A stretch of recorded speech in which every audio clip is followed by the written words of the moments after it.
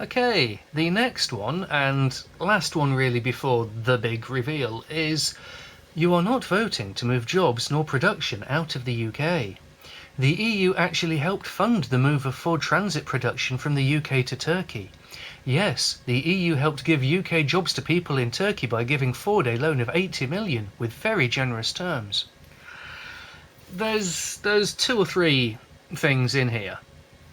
One of them is you're not voting to move jobs out or production out of the UK.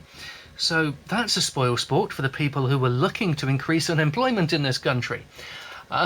Just this one's a bit like the you're not voting to get rid of human rights.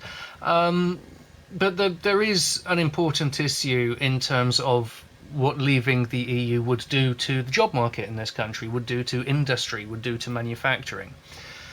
Alongside that, they conveniently pull the Ford, when Ford relocated transit production to Turkey from the UK, they conveniently pull that one out as this example as to the EU funding, stripping English workers of their jobs. It is true, the EU did help fund that move. And that's possibly, in terms of British interest, not one of the best moments you could find. It was a loan that was actually fully agreed, given consent to, encouraged, permitted, whatever the word you wish to use of preference, by our democratically elected Chancellor.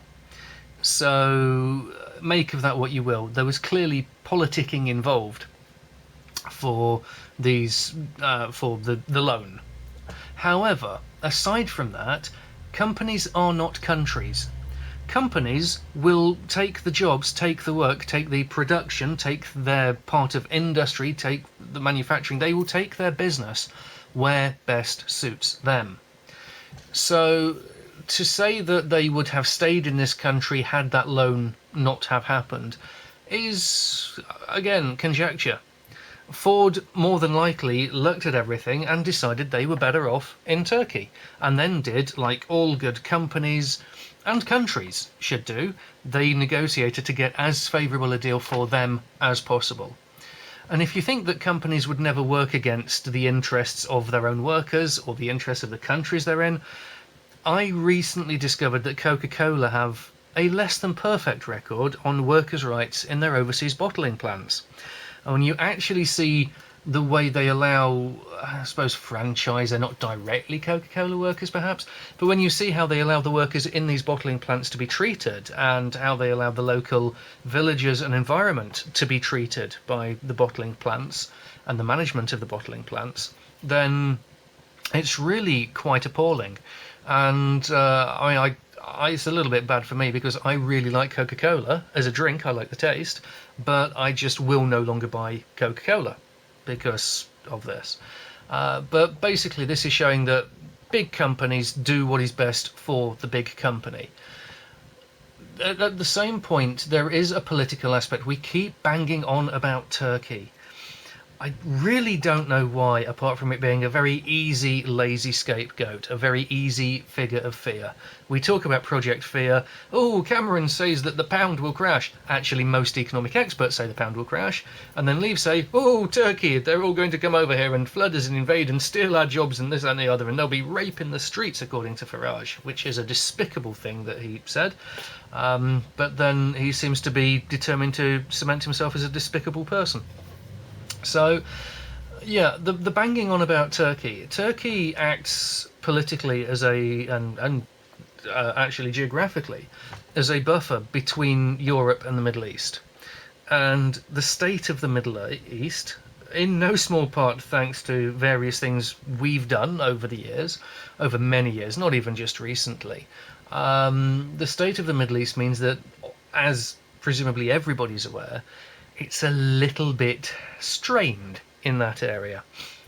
Turkey gives this buffer between refugees fleeing the problems, between troublemakers trying to extend the problems.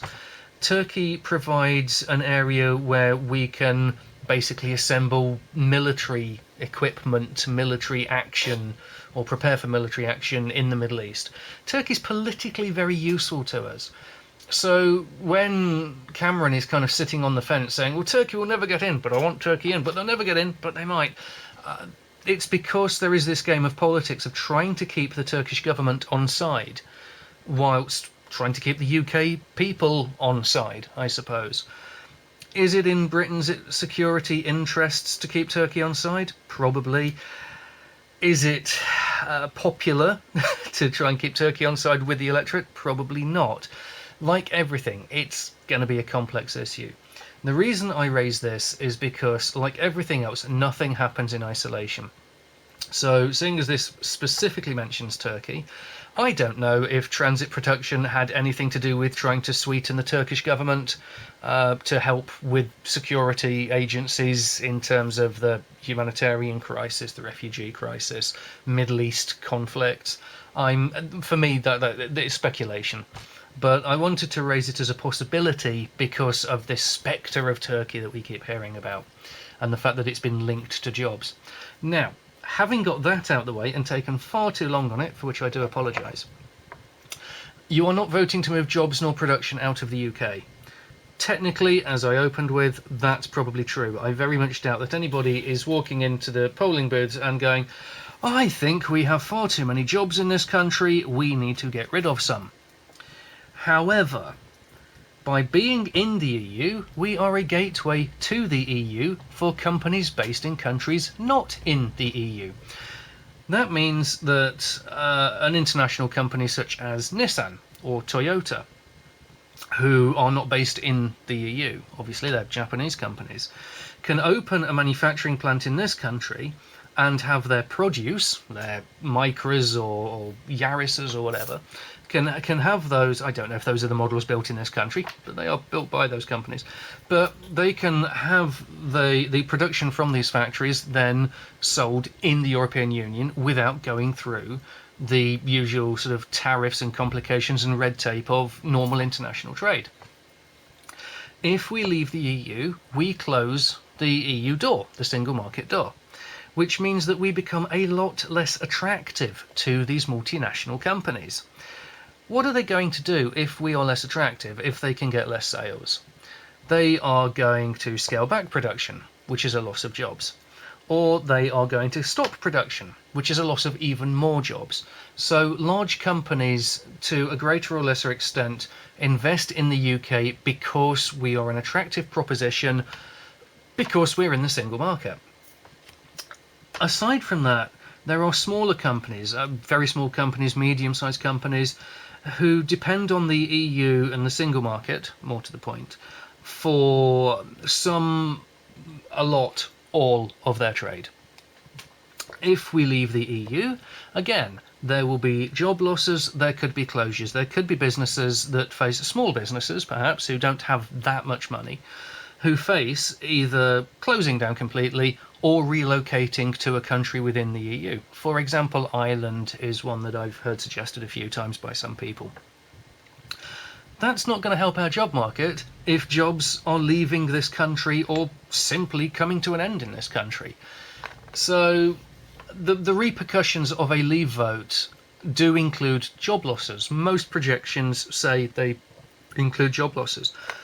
One of the main economists for leave, a guy called Minford, has in the past advocated the UK moving completely away from a manufacturing industry to a service industry. So, and has said, there will be job losses as well as the loss of manufacturing. So this one, and I've gone on quite some time about this because of the Turkey thing, I suppose. But because, as with everything, it's more complex than just a single point.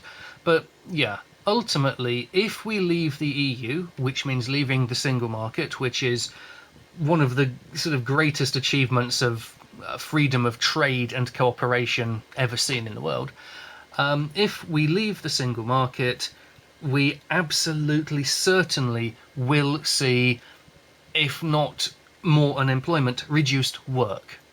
And really, they're synonymous. We absolutely will see companies closing, investments being cut back from international sources, because we won't have the gateway for EU single market trade anymore.